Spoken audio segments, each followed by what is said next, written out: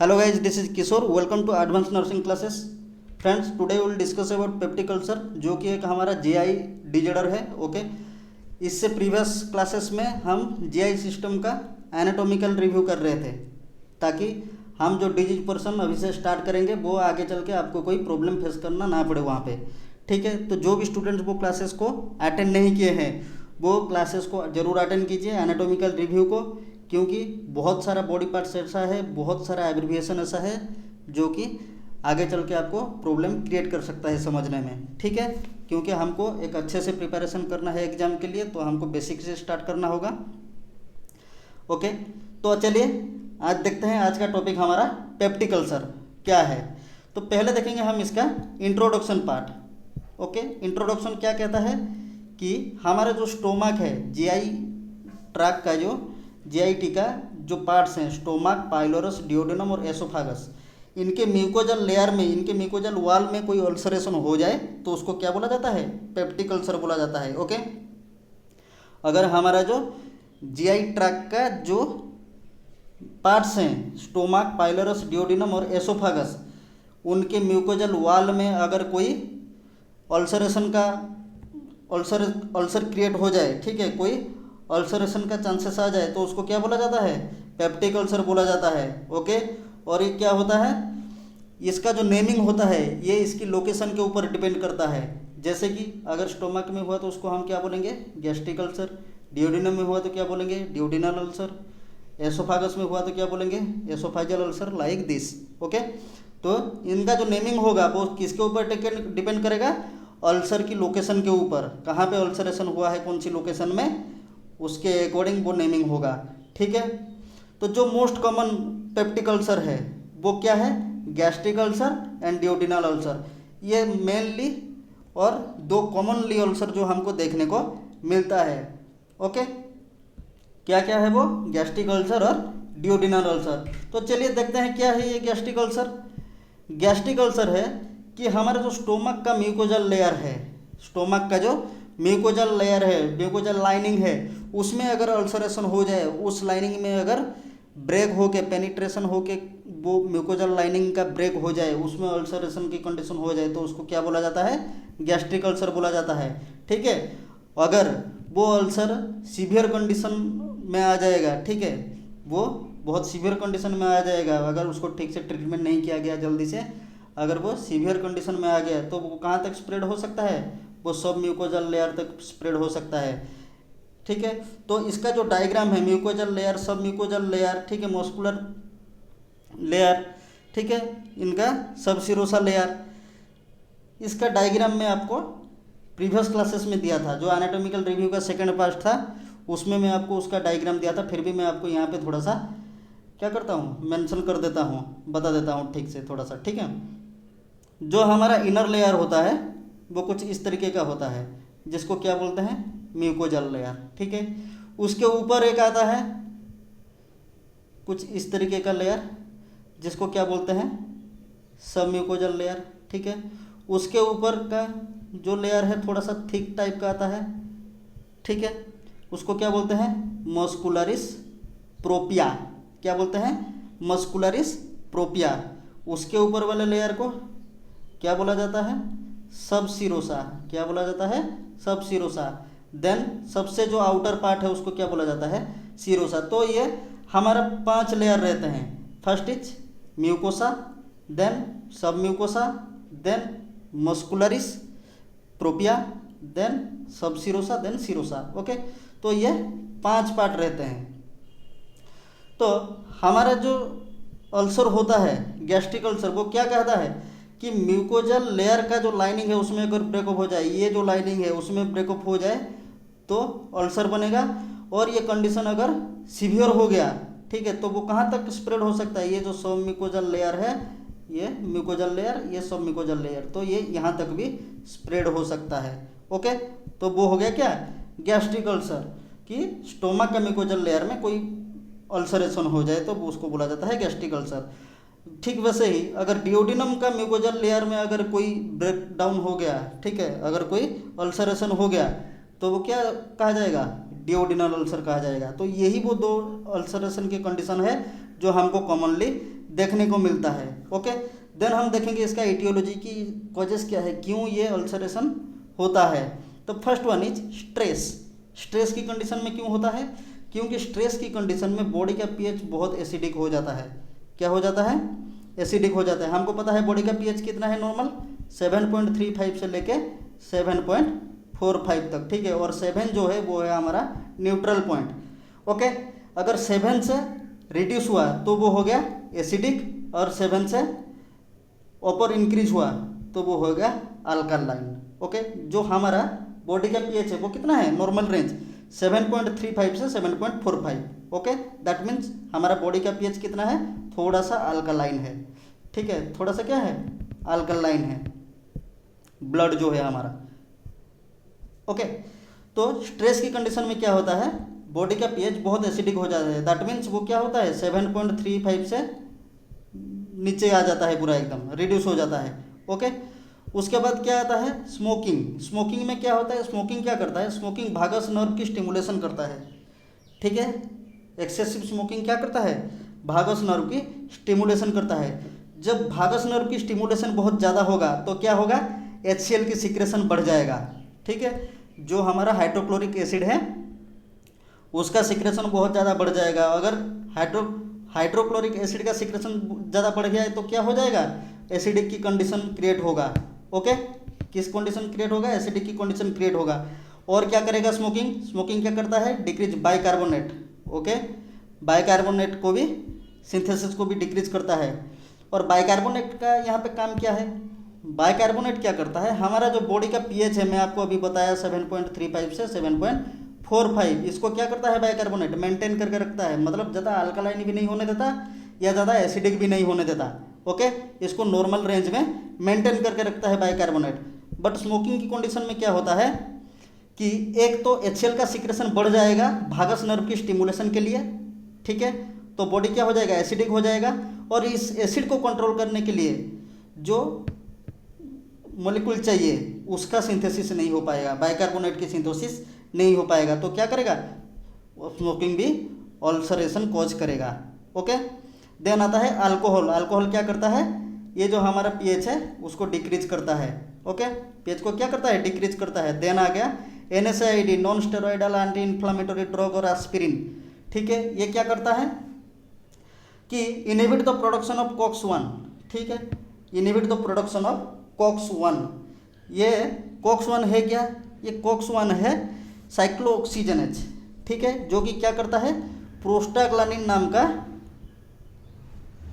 एक covering layer को produce करता, सिंथेसिस करने में मदद करता है। क्या करता है, प्रोस्टाग्लैंडिन। ओके, प्रोस्टाग्लैंडिन नाम का एक कवरिंग को सिंथेसिस करने में ये COX-1 हेल्प करता है।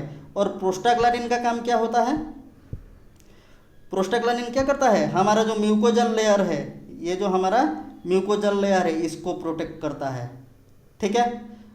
तो COX प्रोस्टाग्लैंडिन को सिंथेसिस करने में हेल्प करता है और प्रोस्टाग्लैंडिन क्या करता है, म्यूकोजल लेयर की हेल्प करता है।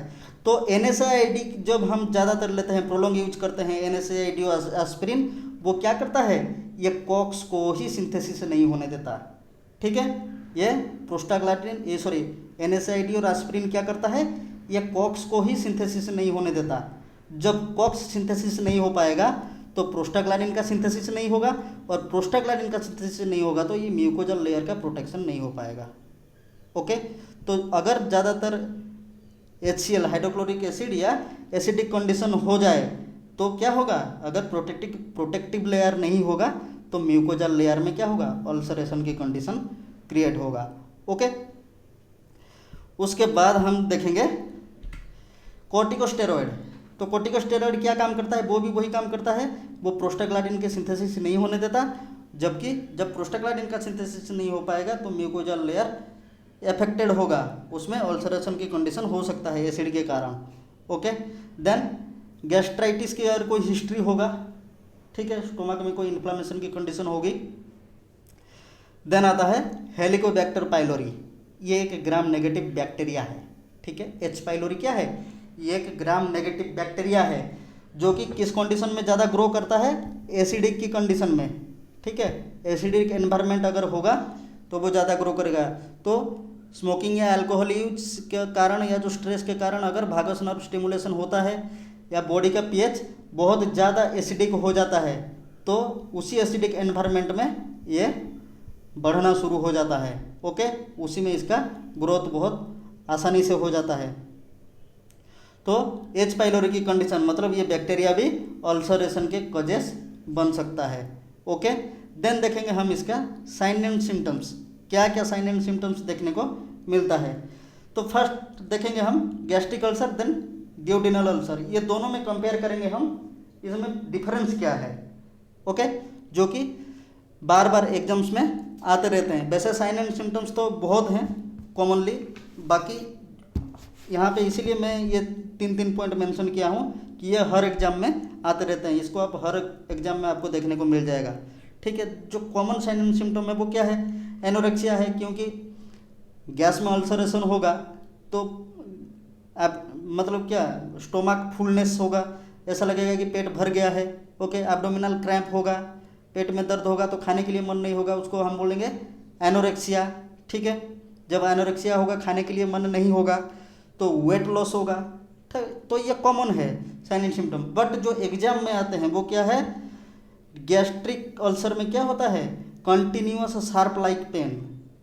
ठीक है, क्या होगा, बहुत लंबे समय तक शार्प लाइक पेन, जैसे कोई मतलब नोकीली चीज़ से चुभन हो रहा है उसी टाइप का दर्द होगा। बट ड्यूडेनल अल्सर में क्या होगा, वो बर्निंग पेन होगा। ठीक है, जलन टाइप का दर्द होगा। गैस्ट्रिक अल्सर में वो दर्द कहाँ पे होगा, लेफ्ट एपिगैस्ट्रिक रीजन में होगा। ओके, जबकि ड्यूडेनल अल्सर में वो कहाँ पे होगा, मिड एपिगैस्ट्रिक रीजन में। ओके,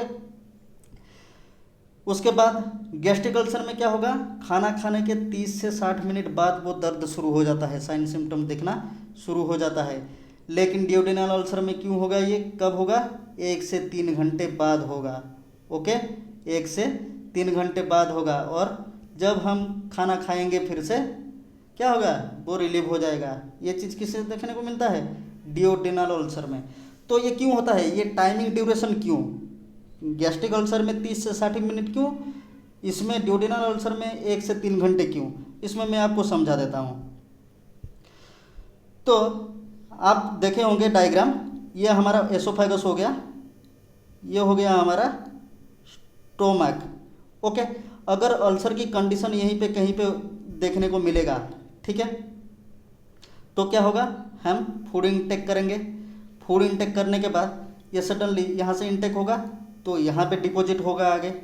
ठीक है, और इसको डाइजेस्ट करने के लिए एसिड का सिक्रेशन होगा, जो कि कुछ तो हमारा माउथ से इसमें डिजल्व हो के गया है और कुछ यहाँ पे डिपॉजिट होने के बाद एसिड के साथ मिलेगा। ठीक है, एसिड के साथ मिक्स होगा, तब क्या होगा, वो एसिड इस अल्सर की टच में आएगा। तो ये प्रोसेस होने में ज़्यादा टाइम नहीं लगेगा, मैक्सिमम 30 to 60 मिनट से एवरेज टाइम दिया गया है। तो उसी टाइम के अंदर ये फूड में वो एसिड क्या हो जाएगा, मिक्स हो जाएगा और ये अल्सर की टच में आ जाएगा। तो क्या होगा, 30 से 60 मिनट के अंदर अंदर इसमें क्या होगा, दर्द आना शुरू हो जाएगा। लेकिन ड्यूडेनल अल्सर में ये नहीं होगा। ड्यूडेनल अल्सर में क्या होगा, ये जो हमारा एसोफागस हो गया, ये स्टोमक हो गया। ठीक है, ये हमारा लास्ट वाला पार्ट हो गया, डिस्टल पार्ट स्टोमक का, जो कि एंट्रम, और हमारा हो गया पाइलोरस। ओके, उसके बाद हमारा शुरू हो गया क्या, स्मॉल इंटेस्टाइन, देन आ गया डिओडिनम। ओके, तो डिओडिनम में क्या होगा, कहीं पे भी किसी लोकेशन में मान लीजिए ये अल्सर है, तो हम फूड इंटेक करेंगे, यहाँ पे 30 से 60 मिनट तक रहेगा, फिर एंट्रम में आके वो गैस्ट्रिक जूस के साथ मिक्स होगा, देन पाइलोरस होकर स्मॉल इंटेस्टाइन आएगा और उसके बाद डिओडिनम में आएगा। तो उसमें कितना टाइम लग जाता है, 1 से 3 घंटे। इसीलिए डिओडिनम में पहुँचते पहुँचते 1 से 3 घंटे लग जाएंगे। उसके बाद डिओडिनम में जो अल्सर होगा वो उसमें फूड कॉन्टैक्ट में आने के बाद वो क्या होगा, उसमें पेन होना शुरू हो जाएगा। इसीलिए क्या होता है, डिओडिनल अल्सर में 1 से 3 घंटे बाद दर्द होना शुरू हो जाता है, क्योंकि वहाँ तक पहुँचते पहुँचते ही उतना टाइम लग जाता है। ओके, तक उसके बाद क्या हम देखेंगे कि मिडनाइट, ड्यूरिंग मिडनाइट। ओके, क्योंकि डिओडिनल अल्सर में क्या होता है, वहाँ तक खाना पहुँच के उसके बाद क्या होता है, आधी मतलब रात हो जाता है जब हम फूड इंटेक करते हैं, मेनली वो पहुँचते पहुँचते 1 से 3 घंटे लग जाता है, तो इसलिए वो मिडनाइट हो जाता है 1 से 3 घंटे बाद रात को। ठीक है, फूड इनटेक हम जनरली कितने 9-10 बजे करते हैं, उससे 3 घंटा मतलब 12-1 बजे। तो मिडनाइट में क्या करता है, बंदा पेन में उठ जाता है, नींद से उठ जाता है पेन होने के बाद। ठीक है, उसके बाद क्या होता है, रिड्यूस आफ्टर ईट फूड। अगर हम कुछ फूड खाएंगे तब जाके क्या होगा, वो रिड्यूस होगा। ठीक है, उसके बाद हेमाटोमेसिस इज कॉमन कहाँ पे, गैस्ट्रिक अल्सर में। ओके, गैस्ट्रिक अल्सर में क्या देखने को मिलेगा हमको, haematemesis, that means blood in BLOOD, blood in vomiting. Okay, blood कहाँ पे देखने को मिलेगा, वोमिटिंग में देखने को मिलेगा। ओके, और बट डियोडिनल अल्सर में क्या देखने को मिलेगा, ये मेलेना देखने को मिलेगा डियोडिनल अल्सर में। ओके, आपको डियोडिनल अल्सर में क्या देखने को मिलेगा, मेलेना। तो ऐसा क्यों, क्योंकि गैस्ट्रिक अल्सर में क्या होता है, इसमें यह हमारा स्टोमक है, तो इसमें अगर अल्सर होगा और यहाँ से ब्लीडिंग होगा तो फूड यहाँ पे खाते ही जब ये रिफ्लक्स होके बाहर वोमिट में निकल जाएगा। ठीक है, तो इसमें फ्रेश ब्लड देखने को मिल जाएगा वोमिट में। ओके, बट डियोडिनम में आने के बाद वो तो वोमिट नहीं हो सकता, इसलिए जब हम स्टूल पास आउट करेंगे उसमें ब्लड मिक्स होके जाता है, तो वो ब्लड क्या होता है, स्टूल में पास आउट होते होते ऑकल्ट हो जाता है, तो उसको क्या बोलते हैं, मेलेना बोलते हैं। ठीक है, मेलेना एंड हेमाटोकेजिया दोनों अलग अलग हैं। हेमाटोकेजिया मीन्स फ्रेश ब्लड। ठीक है, हेमाटोकेजिया मीन्स क्या, स्टूल में फ्रेश ब्लड आपको देखने को मिलेगा, बट मेलेना में क्या होता है, ऑकल्ट ब्लड देखने को मिलता है। मेलेना में क्या होता है, ऑकल्ट ब्लड देखने को मिलता है। ओके, उसके बाद हम देखेंगे डायग्नोस्टिक इवैल्यूएशन। क्या क्या डायग्नोस्टिक इवैल्यूएशन हम करेंगे।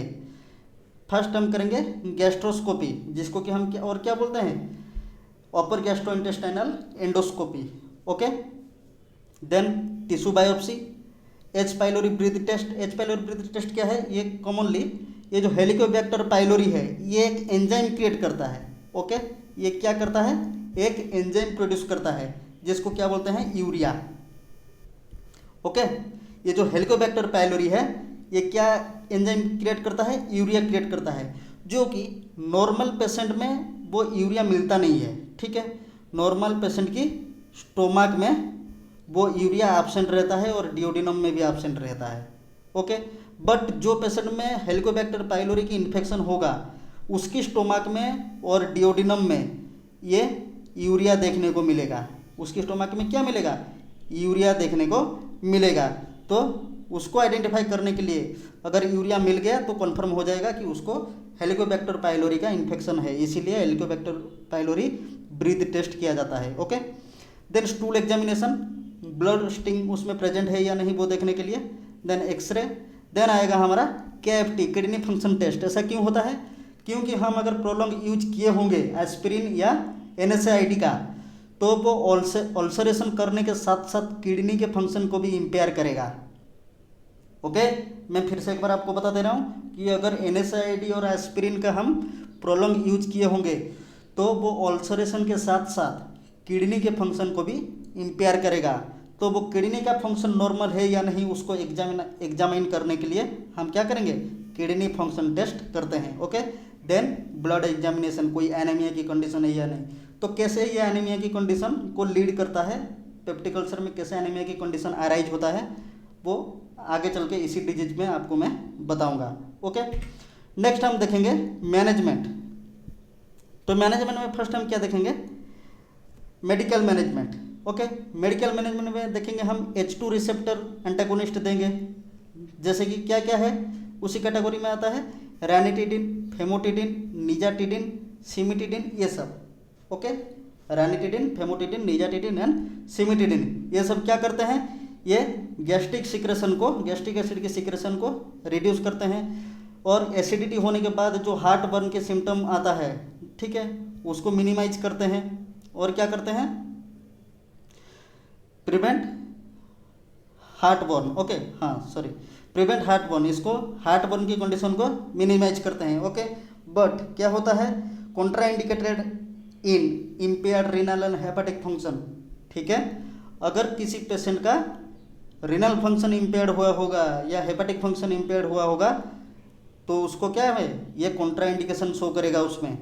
कौन सा, ये H2 रिसेप्टर एंटागोनिस्ट। तो आपके मन में क्वेश्चन आ रहा होगा, अगर हेपेटिक फंक्शन इम्पेयर्ड होगा इसमें और इसमें ये कॉन्ट्राइंडिकेशन शो करेगा तो हम देंगे क्या, उसमें क्या देंगे, निजाटिडिन देंगे। ओके, तो हेपेटिक डिजीजेस में, लिवर डिजीजेस में क्या है, निजाटिडिन ड्रग ऑफ चॉइस है। ये एग्जाम में आता रहता है, इसको आपको नोट करके रखना है कि अगर लिवर डिजीज का पेशेंट होगा और उसको पेप्टिक अल्सर हुआ होगा तो उसमें उसको क्या देंगे, H2 रिसेप्टर एंटागोनिस्ट क्या देंगे उसमें, निजाटिडिन। ओके, देन हम देखेंगे कुछ इन्फॉर्मेशन सिमिटिडिन के बारे में, ठीक है। मेनली सिमिटिडिन को दिया नहीं जाता पेशेंट को, क्यों, इसका बहुत सारा एडवर्स इफेक्ट रहते हैं। क्या क्या है चलिए देखते हैं। वो क्या करते हैं, सिमिटिडिन को तो मेनली हम ओरल, IM और IV रूट में कैसे भी दे सकते हैं, ठीक है। ओरली भी दे सकते हैं, IM भी दे सकते हैं और IV रूट में भी दे सकते हैं। ओके, बट ये क्या करता है, अगर हम उसको IV देंगे तो ये हाइपोटेंशन एंड डिसरिथमिया जैसे कंडीशन को शो करेगा, ठीक है। इसके इफेक्ट में साइड इफेक्ट क्या है, अगर IV देंगे तो हाइपोटेंशन और डिसरिथमिया जैसे कंडीशन देखने को मिलेगा। और क्या, उसको फूड के साथ देंगे तो क्या होगा, सिमिटिडिन का एब्जॉर्प्शन स्लो हो जाएगा, ठीक है। अगर सिमिटिडिन को क्या देंगे, फूड के साथ देंगे तो उसका एब्जॉर्प्शन स्लो हो जाएगा।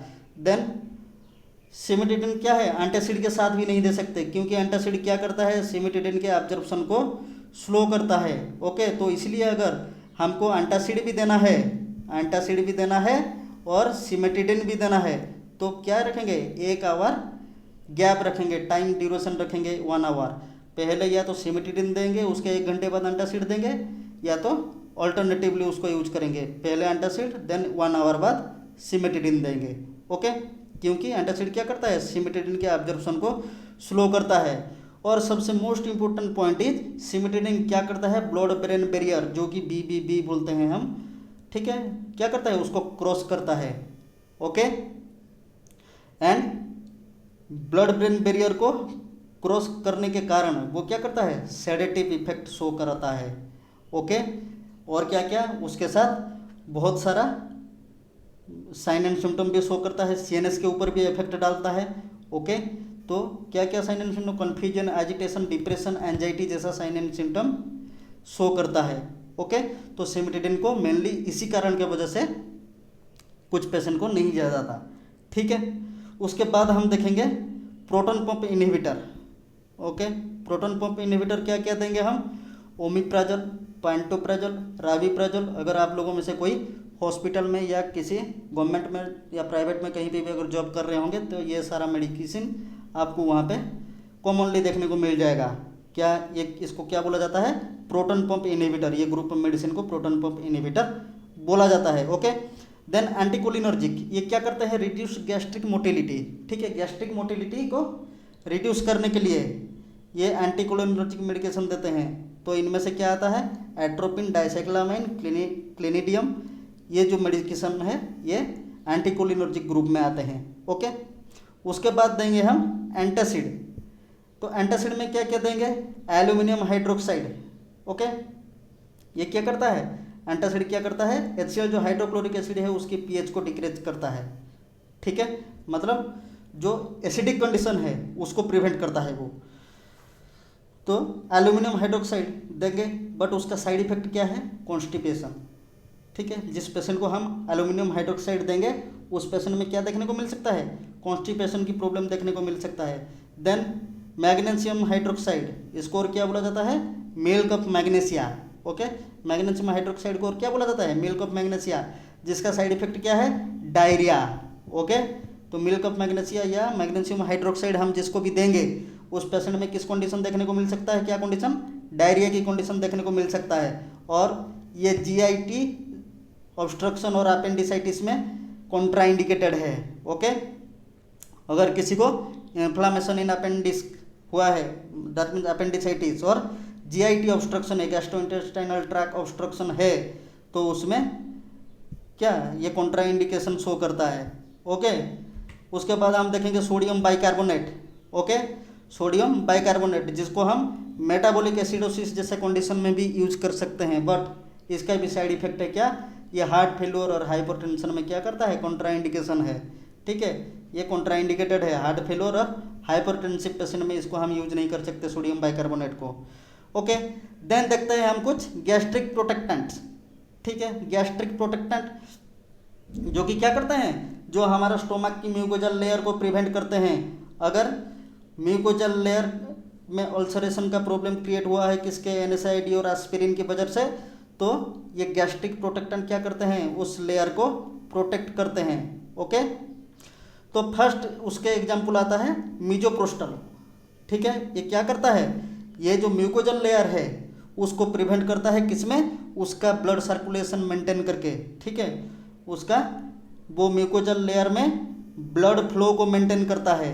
ठीक है, कैसे, भासोडाइलेशन के कारण। ठीक है, उसमें म्यूकोजल लेयर में क्या करता है, वो भासोडाइलेशन करता है और ब्लड फ्लो को मेंटेन करता है। तो इसी भासोडाइलेशन के वजह से इस ड्रग को हम प्रेगनेंसी के केस में नहीं दे सकते। ठीक है, ये प्रेगनेंसी के केस में नहीं दे सकते क्योंकि ये भासोडाइलेशन करेगा ब्लड फ्लो को मेंटेन करने के लिए। ठीक है, और भासोडाइलेशन होगा तो प्रेगनेंसी केस में मिसकैरेज की चांसेस देखने को मिल सकता है। ठीक है, तो जो क्लाइंट, जो पेशेंट पेप्टिक अल्सर का पेशेंट अगर प्रेग्नेंट होगा तो हम उसको क्या करेंगे, ये मीजोप्रोस्टल हम नहीं देंगे क्योंकि ये इसका एक्शन क्या है, भासोडाइलेशन करता है और भासोडाइलेशन के कारण मिसकैरेज की कंडीशन देखने को मिल सकता है। और भी इसका साइड इफेक्ट क्या क्या है, diarrhoea and abdominal pain. Okay, उसके बाद हम देखेंगे सुक्रल फैट। ये भी एक क्या है, गैस्ट्रिक प्रोटेक्टेंट है। इसको कैसे लेंगे हम, एम्प्टी स्टोमक में। ओके, खाली पेट इसको खाना पड़ेगा। ये क्या करता है, ये जो एसिड है उसके अगेंस्ट में क्या करता है, बैरियर क्रिएट करता है। एसिड के अगेंस्ट में बैरियर क्रिएट करता है। ओके, और वारफेरिन, फेनाइटोनिन एंड थियोफाइलिन, डिगोक्सिन, इस जैसे और कुछ एंटीबायोटिक, इस जैसे ड्रग्स का एब्जॉर्प्शन को क्या करता है, डिक्रीज करता है। ऐसे ड्रग्स का एब्जॉर्प्शन को क्या करता है, डिक्रीज करता है। ओके, फिनोटोइन, थियोफाइलिन, डिगोक्सिन और कुछ एंटीबायोटिक का। ठीक है, एब्जॉर्प्शन को क्या करता है, सुक्राल फैट डिक्रीज करता है। तो इसीलिए अगर कोई पेशेंट को पेप्टिक अल्सर है और वो एंटीबायोटिक या डिगोक्सिन या वारफेरिन ये सब मेडिकेशन अगर ले रहा है, इंटेक कर रहा है और उसको सुक्राल फैट खाने की ज़रूरत पड़ जाए तो क्या ये मेडिसिन के अंदर वो क्या रखना चाहिए, 2 घंटे की गैप रखना चाहिए। पहले तो या तो सुक्राल फैट खाए फिर 2 घंटे बाद ये मेडिसिन खाए, या तो पहले ये मेडिसिन खाए फिर 2 घंटे बाद सुक्राल फैट खाए। ठीक है, मिनिमम उसको 2 घंटे की गैप रखना चाहिए क्योंकि सुक्राल फैट क्या करता है, ये मेडिकेशन की एब्जॉर्प्शन को स्लो कर देता है। ओके, तो गाइज यहाँ पे आज का ये पार्ट हमारा कंप्लीट होता है क्योंकि पेप्टिक अल्सर का ये जो डिजीज पोर्शन है ये बहुत लेंदी है, तो इसीलिए हमने इसको क्या किया, 2 पार्ट में डिवाइड कर दिया है। ओके, तो ये था हमारा मेडिकल मैनेजमेंट। नेक्स्ट पार्ट में आपको देखने को मिलेगा surgical management, nursing management. Okay, ये सारे चीज़ विथ फुल्ली डिस्क्रिप्शन आपको देखने को मिलेगा, उसमें डायग्राम भी देखने को मिलेगा। ओके, तो जो भी स्टूडेंट्स हमारे वीडियोज़ को अटेंड नहीं कर रहे हैं रेगुलरली, वो वीडियो को प्लीज़ अटेंड कीजिए क्योंकि यहाँ से बहुत कुछ आपको सीखने को मिलेगा। ठीक है, जब आप कोई एग्ज़ाम दोगे तब आप खुद रियलाइज़ कर पाओगे कि ये वीडियो कि आपके कितने काम आते हैं। ओके, तो हमारा जो नेक्स्ट वीडियो आएगा उसमें हम इसका नेक्स्ट पार्ट को कवर करेंगे। ओके, तो गाइज अगर आपको वीडियो अच्छा लगा तो आप प्लीज़ वीडियो को लाइक कीजिए, शेयर कीजिए फ्रेंड्स लोगों के साथ एंड चैनल को सब्सक्राइब कीजिए और ऐसे ही बने रहिए हमारे साथ। ओके, आगे हम और भी ट्राई कर रहे हैं, हमारे जो भी रिमेनिंग पोर्शन है मतलब सिलेबस का, उसको हम जितना जल्दी हो सके उतना जल्दी कवर करने की कोशिश कर रहे हैं। ओके, आपको नोटिफिकेशन मिल जाएगा, तो ऐसे ही आप बने रहिए हमारे साथ। Okay, thank you.